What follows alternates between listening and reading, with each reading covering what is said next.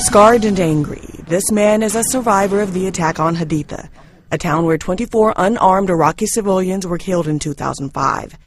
It was one of the Iraq War's most defining moments and lowest points for U.S. troops. He wants the man who led the attack to spend the rest of his life in prison, Marine Staff Sergeant Frank Ruderick. Ruderick faced exactly that until he accepted a plea deal on Monday. He now faces about 3 months in prison. I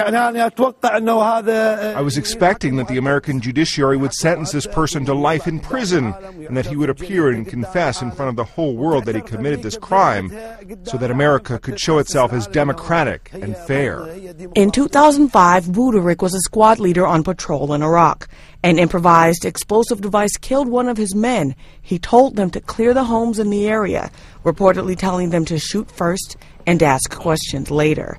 And the reality is that this incident has had significant consequences for the U.S. in Iraq. It probably fueled the resistance, and so it probably ended up costing a number of additional soldiers and Marines their lives later on. Initially, 8 Marines were charged, 7 were exonerated or had their cases dropped. Ruderick was charged with 19 of the deaths until he pled down to dereliction of duty. I think to a lot of observers, the failure to hold anyone senior to these Marines, to Sergeant Ruderick, accountable, generated a lot of sympathy for him and will lead many people to believe that a harsh verdict in his particular situation would have been unjust.